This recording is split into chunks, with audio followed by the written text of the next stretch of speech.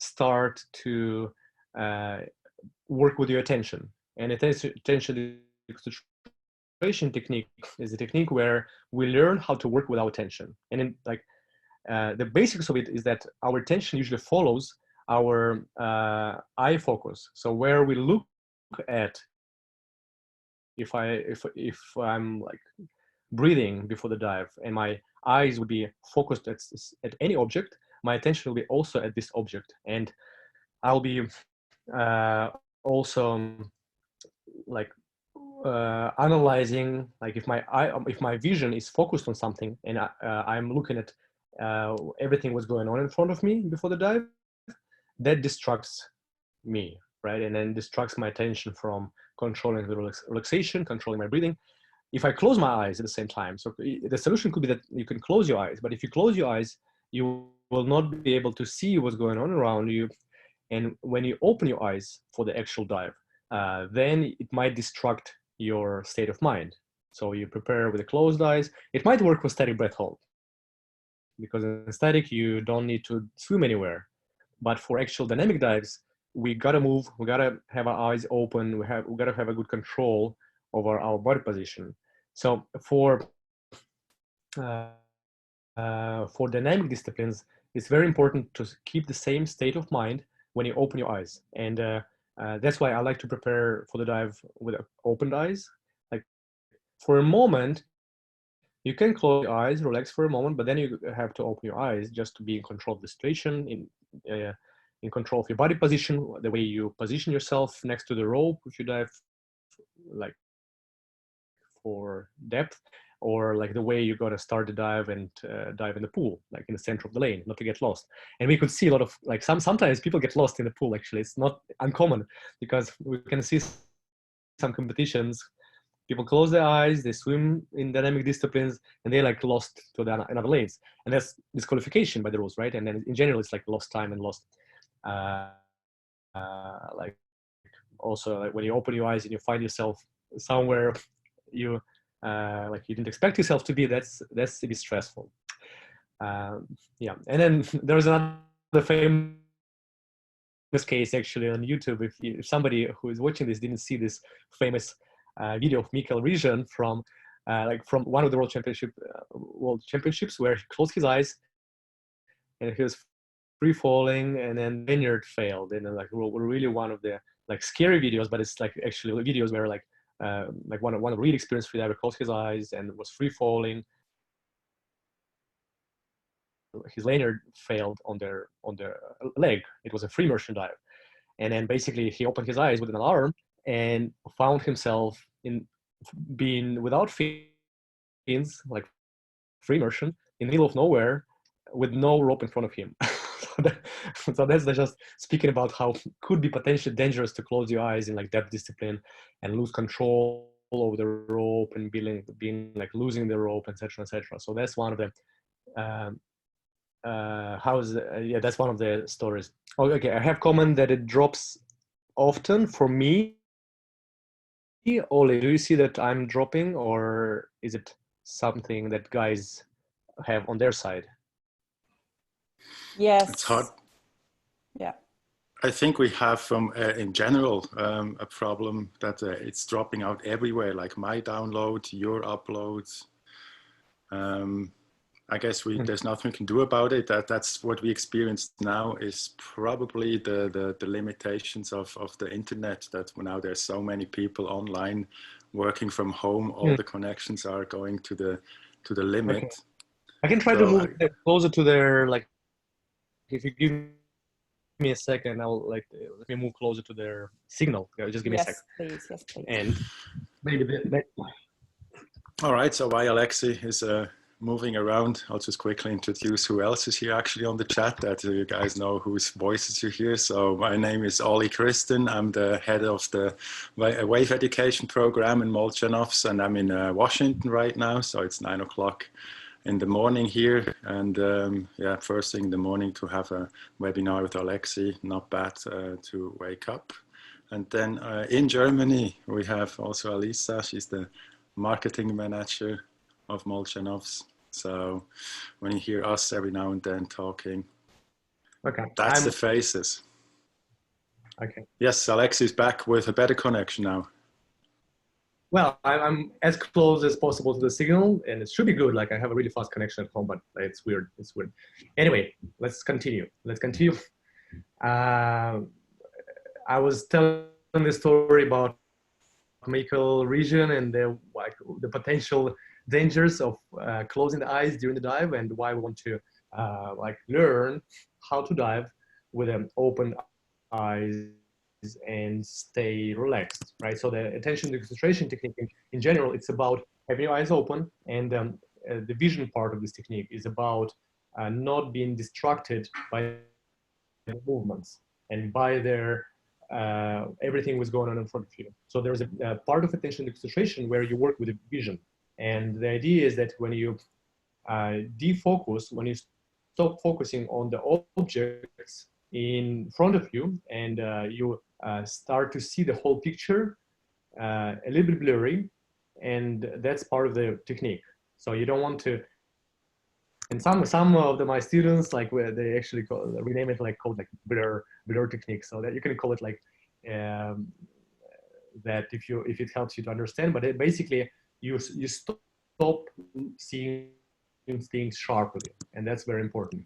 So but at the same time, you still can position yourself in the space, right? You can position yourself like in the pool lane, you can position yourself in there like next to the rope, but you don't close your eye, and you spread the attention. The idea is that you try to stretch your attention over their whole vision field. Like imagine that it's like a circle, or like a little bit like almost a circle, and your eye focus is somewhere in between you and objects. Okay, so Oli, your microphone is there. Sorry.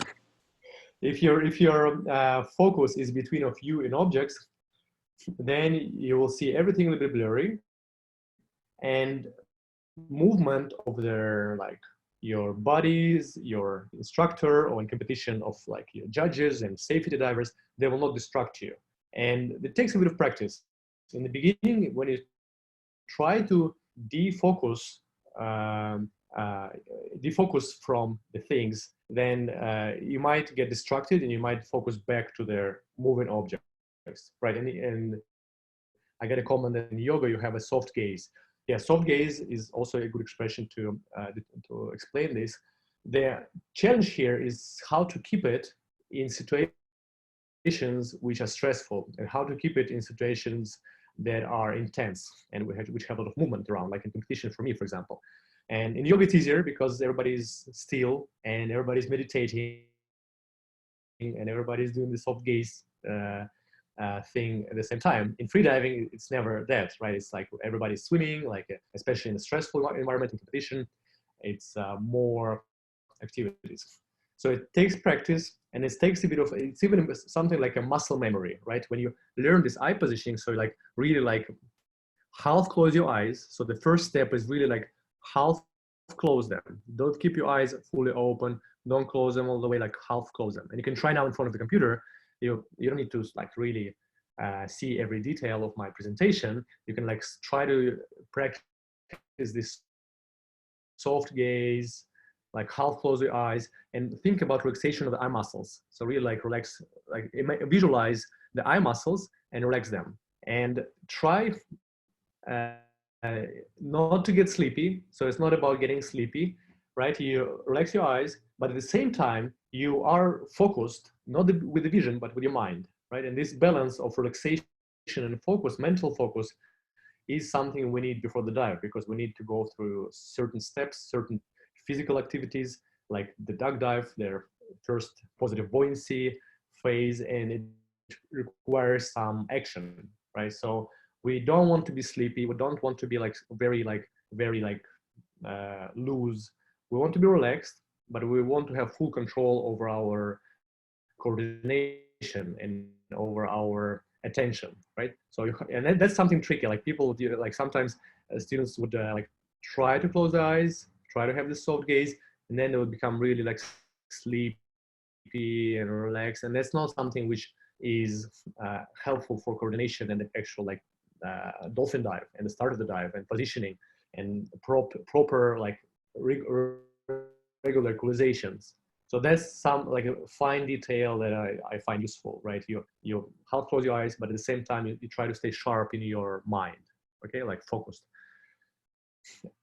And what we can do? We can have our hands in front of us and look between the screen and like in half distance, right? You can see it a little bit further, and you can look somewhere in front of you, like before the screen, and spread your arms to their very edge of the vision. So try to have your two hands spread simultaneously, and that's something to train ability to keep both of the hands in attention, in your field of attention, and to have them at the same time. So you can see them, you can move them a little bit, and you can see them at the same time. And then the only possibility to do that is if you look straight in front of you and you don't focus on the object in front of you, but you actually like spread your attention and you move your attention to their peripheral vision, right? So we focus on the peripheral vision.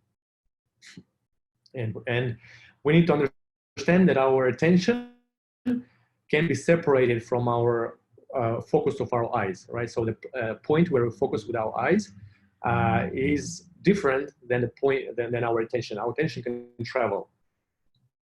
Okay, so even if we look in front of like us, we can travel with our attention over the whole vision field and like we'll look at different objects, and we don't see them precisely, but we know the color. Like, okay, there is this colorful thing. It's probably like a like headphones, and this another thing over here, like something else.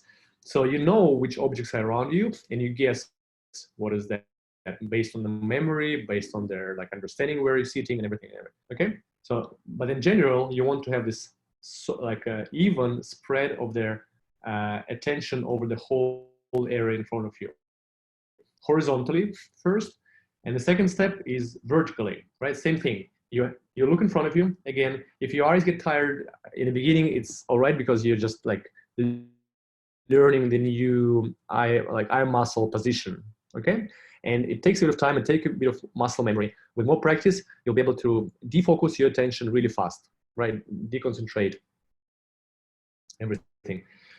And in terms of vision, And the second exercise, you do the same vertically, okay? And then you relax your eyes, look in front of you, like 30, 40, 50 centimeters in front of you, and try to like also move your hands up and down and have them both in your sight still, like go to the very end of your vision and try to control them with your attention. So you don't control them with your eyes, but you control them with your attention. Okay, so that's very basic, very first exercises to do that.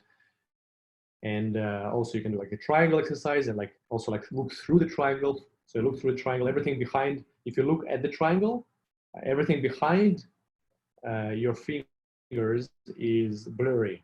And then you slowly open everything and you keep this blurriness, and you memorize the eye position. And that's something as a first step. And as a progression, you just learn to stay longer with this eye position, and you learn how to move your head around and how to look around without focus. So that's hard. As soon as you start to move your head around, as soon as you start like, as soon as you have somebody coming to you, like the most distractful thing is if somebody will come to you and ask you a question, or somebody will come to you and look into your eyes. Like another person's attention is the most distractful thing, okay? That's why in a competition, for example, before the deep dive, like it's very distractful when somebody comes to you and asks you a question like Alexey, how are you? Are you ready for the dive? Like you're like, just don't reply. Okay, like maybe you have some extra words inside of you, but like the idea is that you try to preserve your attention, right? And like a lot of the time experienced athletes, they'll like just like lower your vision, stop interacting with people around you, because this interaction requires energy. And when you're preparing for the dive, you need all this energy to prepare everything correctly before the dive, right? And that's like controlling the breathing, controlling relaxation of breathing muscles, controlling of relaxation of all other muscles, like making sure that you have proper like body position. Everything is like all these little check things is in place, right? You checked everything and then basically ready. So for that you need attention, and you don't want to spend this attention on analyzing other things. Okay, so I have comments that while I concentrate on triangle, Alexey is doubled. That's correct. That's correct. If I'm concentrating, Oli is also doubled. I can see Oli. And the triangle works really well, but everything in the background doubles sometimes. That's all right. That's all right, and totally fine. Okay. Alexey, have you seen this interesting question in the Q&A? Is there a certain breath work or let's say breathing technique to assist in this exercise? Okay, so I think the best breath work for this would be practicing tidal breathing. I think it's connects really well with the preparation for the dive anyway. And if we connect this technique with some other kinds of breathing, it might play a bad like joke for us before the dive, right? So we want to connect this technique with the tidal breathing, and with technique you automatically actually lower your breathing anyway. So when as soon as you start, and that's like one of the very useful side effects of the technique. When you like defocus your vision, deconcentrate everything, like you're not concentrating anywhere anymore, your breathing slows down, and that's one of very good side effect of this technique. So it goes really well hand by hand with the tidal breathing. So like really don't focus on breathing at all. Let your all breathing muscles go. Like I like to do small sighs, like when I'm relaxing my breathing muscles, right? Like it doesn't need to be with voice. With the voice, it can be like, like relaxation sigh, right? You sigh, and then you continue to do like smaller and smaller and smaller sighs, and that's like a tidal breathing. But you can help with this like release of the tension movement, like pause. And then the pause and exhale is really useful tool to check if you have proper relaxation. If you don't have pause at relaxation phase, like for a half of the second, 1 second, you can potentially like be tense and can potentially be a bit of like be a little bit worried, right? If you can relax at the exhale, that means that you're relaxed, right? Because when we are nervous, when we are in the rush, we usually try to like we cannot stop. We want to breathe, right? If you can control your pause, pause. And then like natural inhale, the one you don't control, the one which happens naturally, right? So that's really like good add on and like additional level of complexity on top of tidal breathing, I would say. So, but tidal breathing is the best for that. Alexey, can you briefly explain what tidal breathing is, in case some people have never heard about it? Sure. Well, it's in short, that's something. Well, there. In short, it's breathing which you don't control. Tidal breathing is the breathing which you basically allow to happen naturally, right? And there are some small checks you can add on top of it to like really make it like you really understand if you do it correctly, right? So one of the check things to understand is if you can stop and be relaxed at exhale for a small, like it doesn't need to be 5 seconds, right? It's really like a little stop, like, and then you don't prolong the breathing. We don't prolong it through the lips, like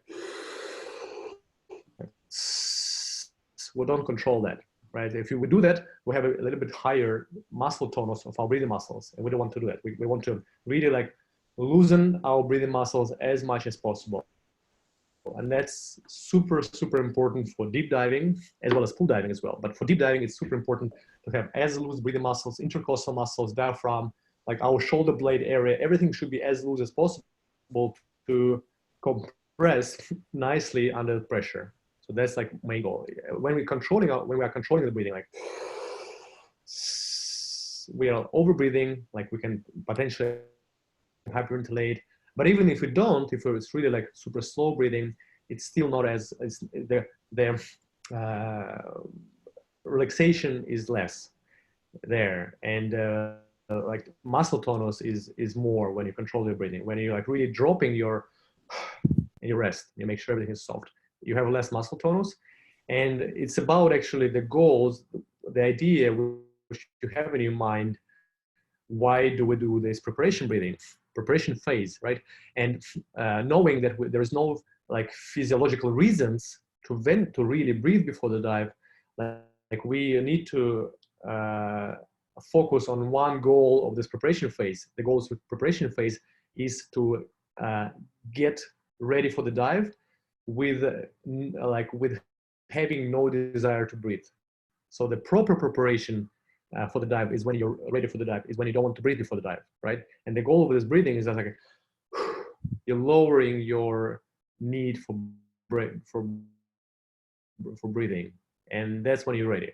So that's different. Like it's very important to have this mental perspective that we don't need to actually ventilate for the dive. We need to rest, we need to relax, and we need to loosen our breathing muscles. That's the best way to prepare for the dive. And ideally, before the dive, we don't want to breathe. And if we have this state of mind, we have this state of body as well, then we like go for it. Do one inhale, deep inhale, slowly, relax again, and then go for dive, right? So that's the tidal breathing. And then back to to connecting it, I think that's the best breathing technique, like for any type of diving, because it improves relaxation, and improves it works like it basically really improves everything. Preparation phase. Okay.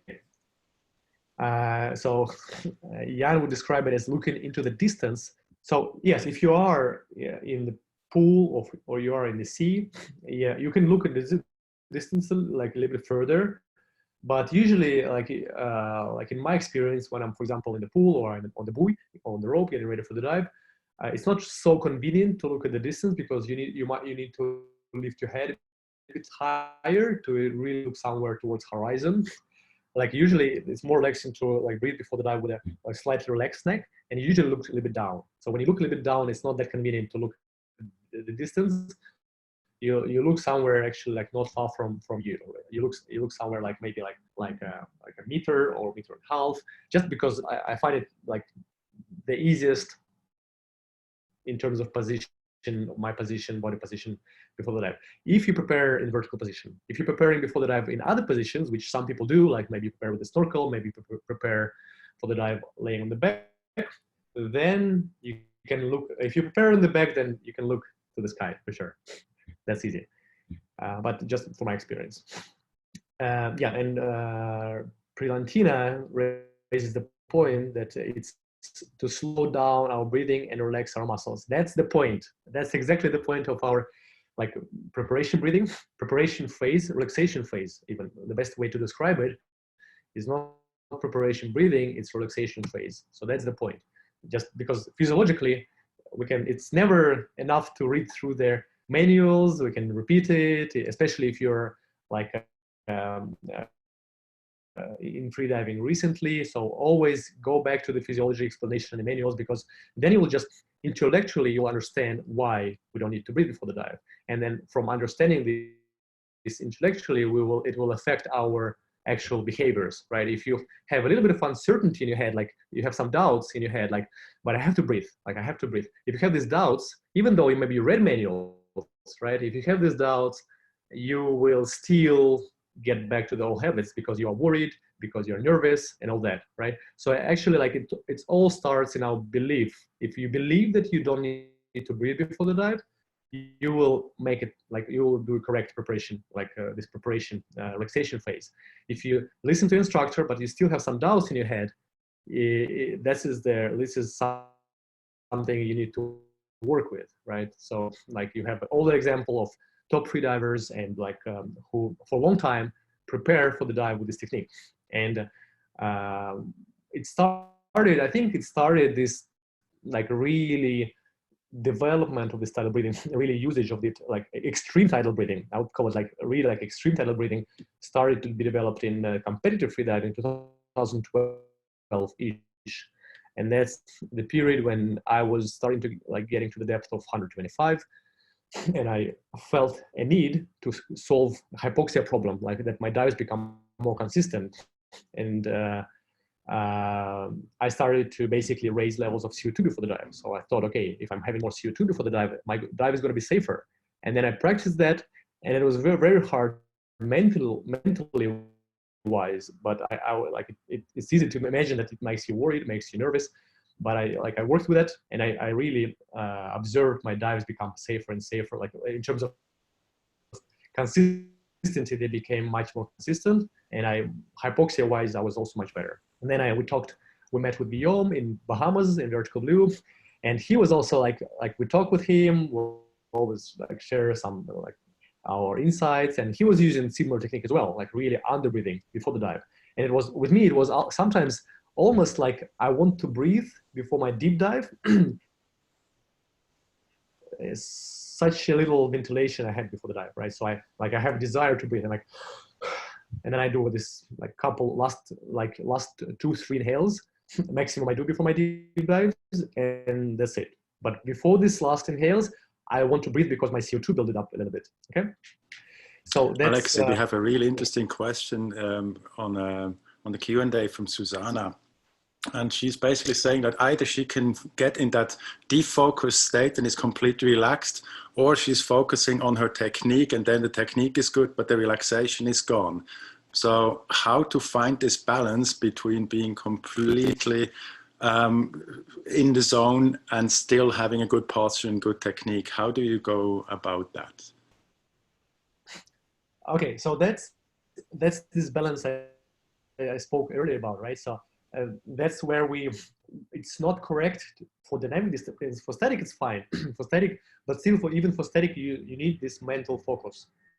For dynamic as well. So it's a balance of being like very relaxed, but it's not about being loose and like lose your posture. So you got to be relaxed. You got to be relaxed everywhere. You don't need muscles to work. And that's the art of freediving and technique. We practice in the pool, and we practice all these exercises to create this muscle memory of how we can keep our posture, have a good form, but still being as relaxed as possible. And there's no way around it. Like to be able to keep the posture, to keep the stroke, to keep the dolphin kick, but at the same time maintain relaxation, it takes kilometers and kilometers and kilometers of practice. There's no way around it. Basically, it's a muscle memory, but also your mind workout. You need to, every time you swim, you need to improve this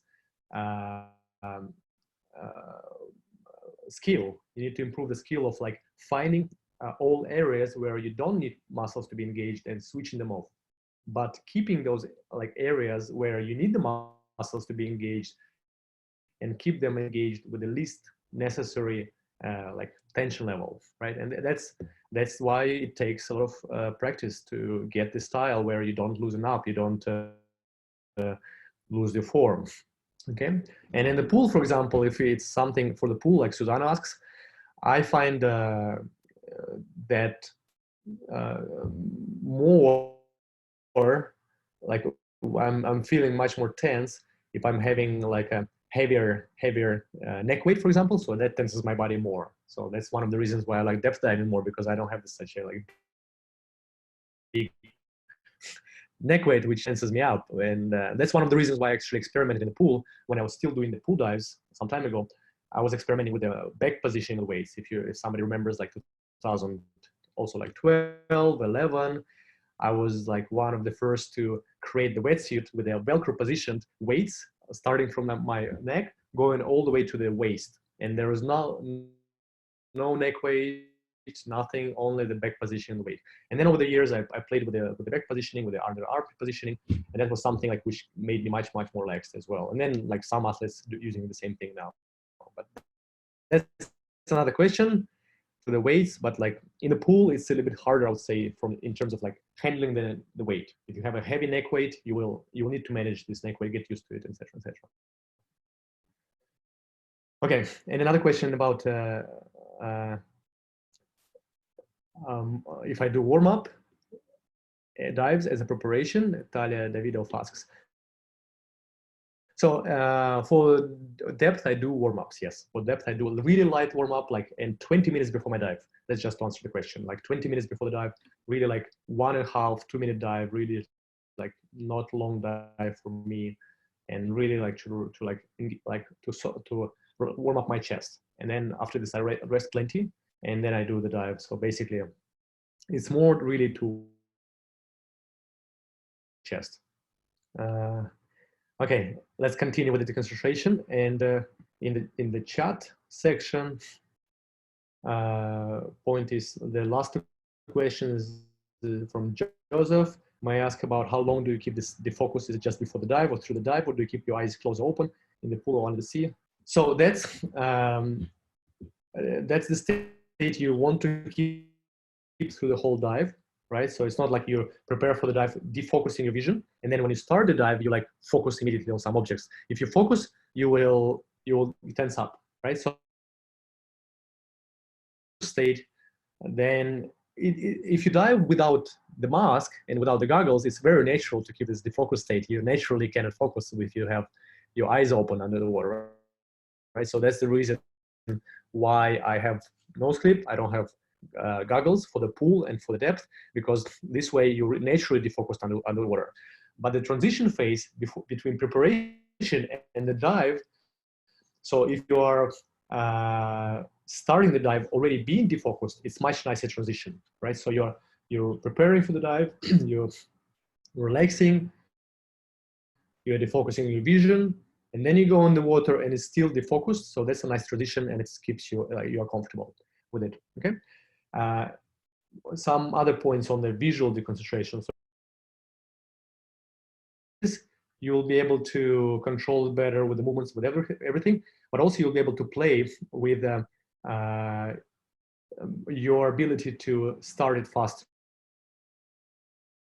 right? So in the beginning, if it takes you like 20 seconds, 10 seconds to start the concentration, and maybe you need the help of your arms for this, for your hands, with more practice, you can do it instantly, right? You're like, okay, now I'm like defocus, and you remember the eye position and you do it instantly. So that's something you train, and that's something which happens better and faster.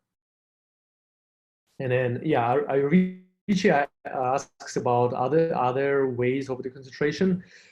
So visual is first, yes, but there are also other ways to deconcentrate your attention, and it's audio. It's sounds, and sounds is usually comes naturally when you do visual, but you also don't want to listen to certain like sounds, like which can distract you. And especially it's important in a stressful like competition situation, but also I think for men it's really easy. So I don't need to describe this audio deconcentration for men. They can really like stop listening to something and they don't want to. I'm good with that. So anyone who is married or like, you know this, but in general, okay. But in general, if some sounds distract you before the dive and annoys you, I don't know, countdown, or people chatting around you on the buoy, or like somebody on the buoy next to you, or in the pool next lane to you, those talks that distract you, that means you're not relaxed. Okay, so if you really start with a visual deconcentration, your audio deconcentration will follow, right? And if you feel like distracted by something, just put your get your attention back to your vision field, and it's usually already enough to stay busy, right? So you're like busy with observing the focused field, like vision field, and that keeps you busy. You don't spend a lot of energy to analyze this vision field, and it keeps you distracted from other factors, other things that can distract. It can be like negative factors for your preparation. Okay, but another one, another type of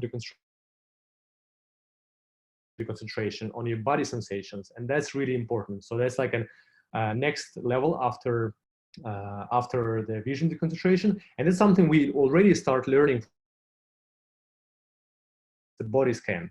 So body scan is something where we go with our attention through our face mimic muscles like forehead, like lips, cheeks, eye muscles, neck, shoulders, and that's something we do step by step. And then like with more practice, we can do it faster, easier, and that's really, really useful skill to develop, right? The body scan is one of the foundation of freediving because we learn how to find tension and release the tension. And then body, like sensory in terms of the body scan, deconcentration is the ability to observe the whole body at once, try to feel the whole volume of body at once. And that's a sensation of spreading your tension, like trying to feel your whole body at once. That's the next level. That's something which is harder to do, but that's where you want to get, right? You try to focus on, and then what could be the workflow together, similar with the eye like vision deconcentration. You start with some areas which you can sense really well. So that's skin. Usually skin is something we can really understand. Okay, like this is a sensation, like t-shirt, like wind, or like whatever, trousers or shorts, and you can try to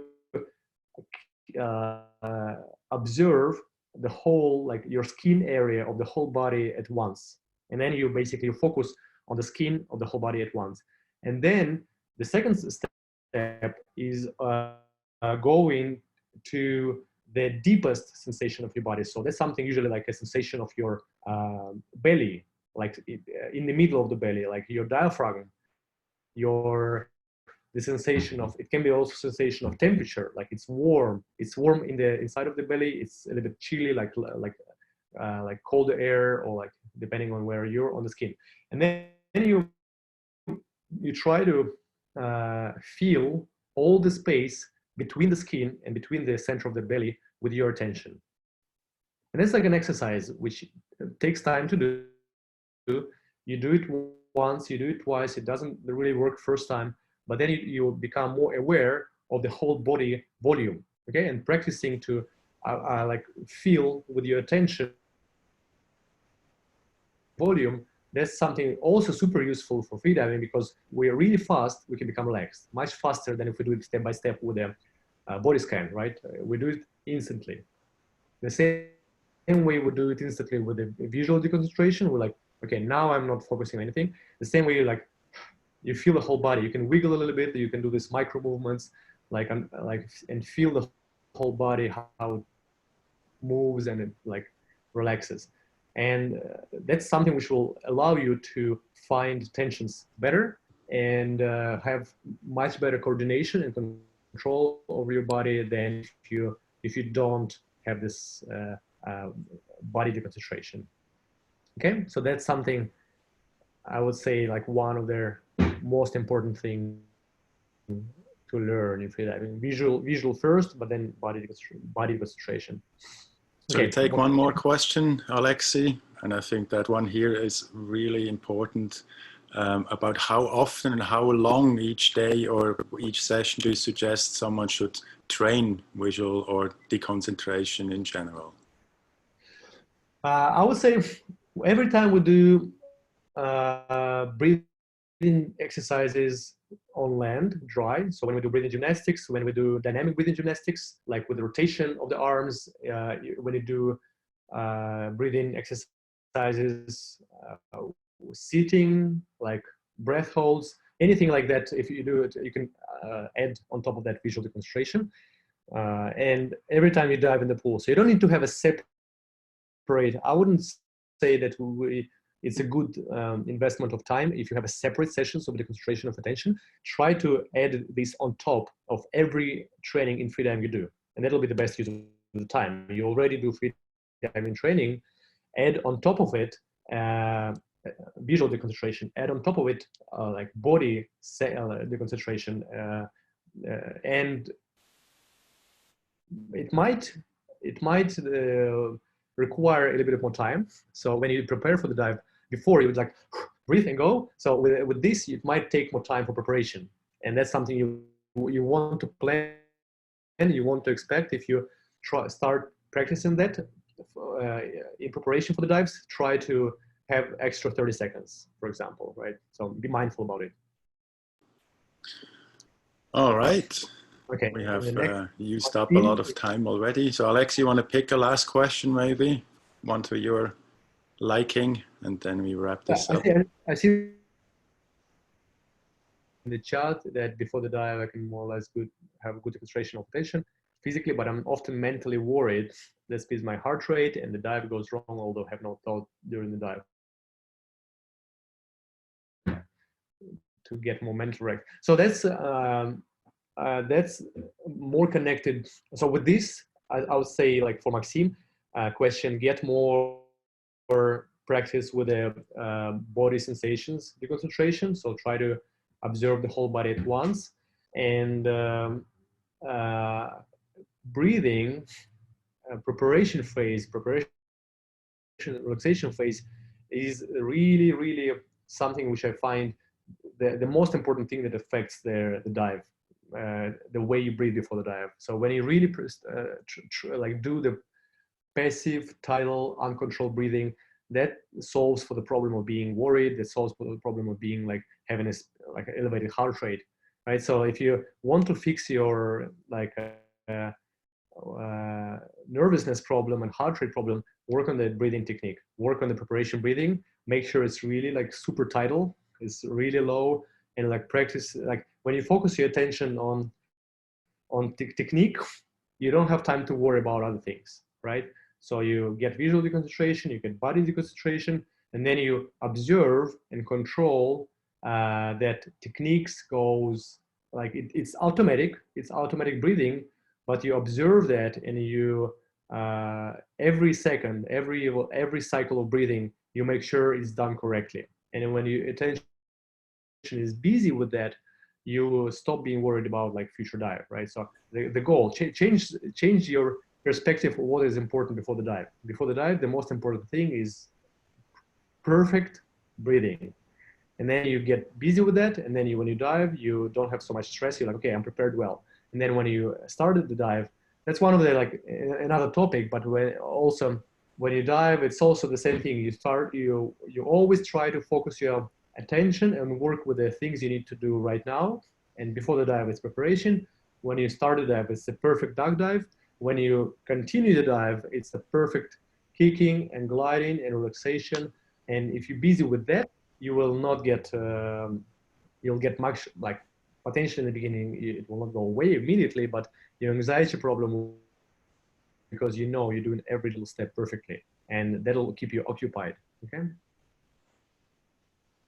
So anxiety, actually, if I may add one thing, that anxiety is also an expression of stress, and stress is actually an imbalance between what you perceive that you can do, so your tools that you have, and the task that you want to start, what you want to tackle right now. So if this is out of balance, if you feel like I don't have the tools to manage this task, then this imbalance is perceived as stress or can lead to anxiety. So if you feel stressed, why would you even do then such a dive? Then take a step back until you feel you are in balance again. You have the tools to manage a dive, you feel confident, and you build it up from there, step by step.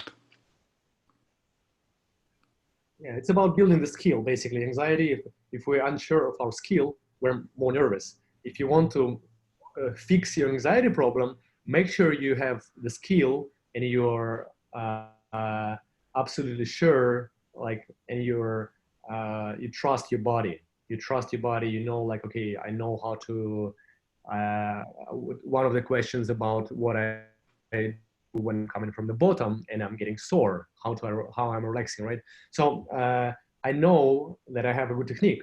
I know that I'm practicing my technique, and I'm really trusting my body to get me back to the surface. So the trust problem is one of the, like, it's one of the really important things. Like, you need to trust your body. You learn how to trust your body by training and doing the exercises and doing the practices and doing a lot of, like, a big volume of training. And the only way to do a big volume of training is to do it in the pool, compared, like in the depth, we don't have the same ability to do the same number of like dive. right? We can imitate pool training in the ocean as well, so we can do horizontal swims.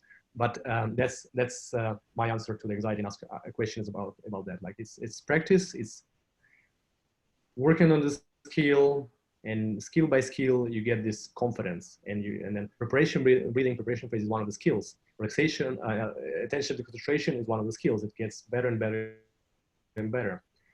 And body is the same thing. And there's one last one from Nikolai. During the comp dive, someone is counting for you. How do you count down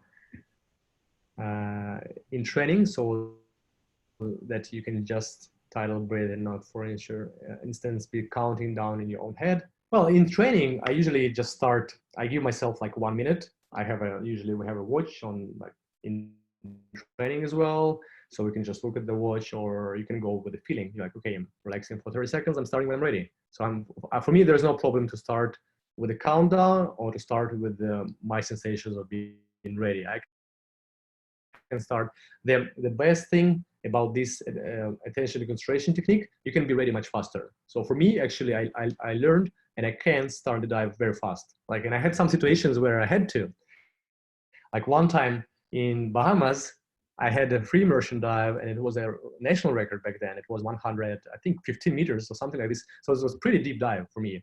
And I wasn't specializing in free immersion back then. I think it was 2017 or something like this. And before me, there was a delay. So when I clicked my lanyard, I had 1 minute 30 to prepare, or like less than 2 minutes to prepare. And there is two ways, like in this situation, there's two ways what to do. You panic and like I can't do this. It's like too little. And you start to elevate your negative thinking, and you start to blame organizers. For example, like shit, like I have to go. And there's like, it's the choices you make yourself, right? And I could choose the negative part, and I go and start to elevate my anxiety. Or I made a choice, like, okay, I'm getting ready in 1 minute 30. That's end of story. And then like I'm like dropping my, like, do the sigh, do the repetitive sighs, like make sure I'm loose, and like trying to do best I can with my visual deconcentration, body deconcentration, relaxation before the dive. And this dive was one of the best dives in my life, right? I actually, with this focus, like I had full focus on this action, I had full focus on this in this moment. My speed in free immersion, the whole dive was just perfect. So that's like just one example from my life when I had to prepare fast. All right. Alexey, thank you very much for your insights and your teachings. We will post this video soon on the Facebook page of Molchanov. So there are more questions in the list. Sorry, guys, that we can't answer all of them now live. So please post them under the link or anywhere on the Molchanovs Facebook page, and we will get back to that. Alexey is checking this page regularly, so we will answer the questions there. Thanks for attending, guys. Thanks, Alisa, for taking care of the administration. And Alexey, we see you soon here back on this page. So thank you all. And some of the guys who joined later, they can watch the beginning of the live stream, because Simon asked the question which were answered in the beginning of the webinar. So like if somebody joined later. Yeah, it looks like the beginning of the broadcast was cut off. I hope it's on the recording. We will see when the first 5 minutes will be missing. Then you have to re-record it. We will do. Okay, thank you very much, guys. We call it the kids here, call it a day, and see you soon online. See you guys. Bye-bye. Thank you. Bye. Bye-bye.